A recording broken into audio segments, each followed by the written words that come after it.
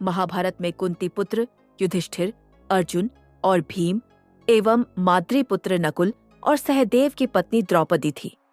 राजा द्रुपद की बेटी द्रौपदी को पांचाली भी कहा जाता है। कृष्ण और द्रौपदी में क्या रिश्ता था? आओ जानते हैं।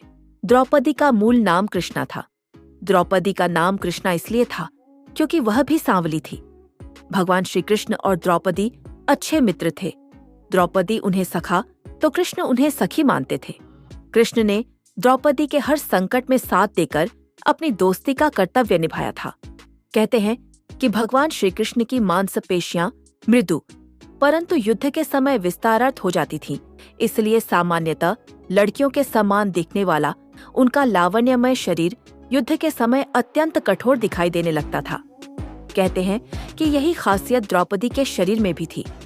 एक अन्य कथा के अनुसार जब श्री कृष्ण द्वारा सुदर्शन चक्र से शिशुपाल का वध किया गया, उस समय श्री कृष्ण की अंगुली भी कट गई थी। अंगुली कटने पर श्री कृष्ण का रक्त बहने लगा। तब द्रौपदी ने अपनी साड़ी फाड़कर श्री कृष्ण की अंगुली पर बांधी थी। इस कर्म के बदले श्री कृष्ण ने द्रौपदी को आशीर्वाद देकर कहा था कि एक दिन मैं अवश्य तुम्हारी साड़ी की कीमत अदा करूंगा।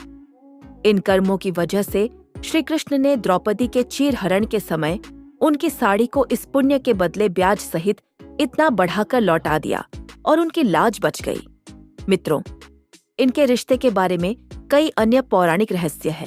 पहला रहस्य कहता है कि द्रौपदी चाहती थी। श्री कृष्ण को ऐसी भी किंवदंती है कि पांडव और कर्ण से पूर्व द्रौपदी कृष्ण चाहती थी। वह उससे शादी करना चाहती थी क्योंकि कृष्ण सभी सर्वश्रेष्ठ थे। द्रौपदी की एक दासी थी जिसका नाम नितंबिनी था। वह कृष्ण की सारी खबरें उनके पास ले आती थी और कृष्ण खुद जानते थे कि द्रौपदी उनको चाहती है। लेकिन एक दिन एक भेंट में श्री कृष्ण ने द्रौपदी के समझाया और उन्हें अर्जुन के बारे में बताया। कहा कि अर्जुन इंद्र का पुत्र है, अर्थात वह देव पुत्र है। वह आर्यों पुत्रों में सर्वश्रेष्ठ है। इस तरह द्रौपदी का मन श्री कृष्ण ने अर्जुन की ओर मोड़ दिया और दोनों मित्र बन गए। दूसरा रहस्य कहता है कि राजा द्रुपद चाहते थे द्रौपदी का विवाह कृष्ण ने करना। यह भी कहते हैं कि द्रुपद चाहते थे कि उनकी पुत्री द्रौपदी का विवाह आर्यावर्त के सर्वश्रेष्ठ योद्धा से हो जो द्रोण को पराजित कर सके। उन्होंने सबसे पहले अर्जुन के बारे में सोचा, परंतु उनको पता चला कि अर्जुन की मृत्यु वारणावत में अग्निकांड में हो गई है। इसलिए उन्होंने दूसरे योद्धाओं के बारे में विचार किया। तब उनका ध्यान यादवों के एक क्षत्र नेता कृष्ण की ओर गया। उन्होंने कृष्ण को पांचाल आमंत्रित किया और उनके आने पर उनसे अपनी पुत्री द्रौपदी का पाणी ग्रहण करने की प्रार्थना की। लेकिन जब कृष्ण को पता चला कि द्रुपद का असली उद्देश्य द्रोण से अपने अपमान का बदला लेना है और इसके लिए अपने जामाता का उपयोग करना चाहते हैं, तो कृष्ण ने उनकी पुत्री के साथ विवाह करने से विनम्रतापूर्वक मना कर दिया, क्योंकि वे स्वयं को किसी के व्यक्तिगत प्रतिशोध का मोहरा नहीं बनने देना चाहते थे। कृष्ण के अस्वीकार से द्रुपद बहुत निराश हुए। उनकी निराशा को देखते हुए कृष्ण ने उनसे कहा कि मैं द्रौपदी के योग्य सर्वश्रेष्ठ वर का चुनाव करने में आपकी सहायता कर सकता हूं। द्रुपद ने उनका प्रस्ताव स्वीकार कर लिया, या यह भी कहा कि मुझे ऐसा योद्धा चाहिए जो द्रोण को पराजित करके उनके अपमान का बदला चुका सके।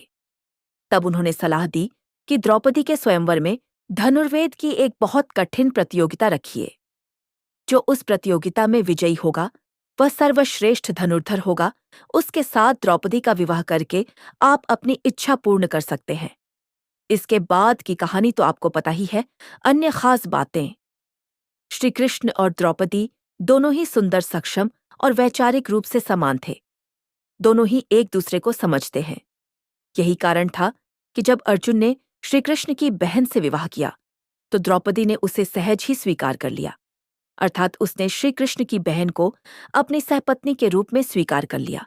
वेदव्यास की माने तो महाभारत का नायक कृष्ण और नायिका कृष्णा यानी द्रौपदी, जो कृष्ण के लायक ही थी, अर्जुन समेत पांचों पांडव उसके सामने फीके थे। कृष्ण और कृष्णा का यह संबंध राधा और कृष्ण के संबंध से कम नहीं। राधा तो कृष्ण के साथ बचपन में ही रही थी। इसके बाद तो उसका कृष्ण से कोई संबंध नहीं रहा। कहते हैं कि वर्षों बाद राधा बस एक बार वह द्वारिका आई थी, फिर उसके बाद उनकी कभी मुलाकात नहीं हुई। द्रौपदी का श्रीकृष्ण से संबंध बहुत ही आत्मीय था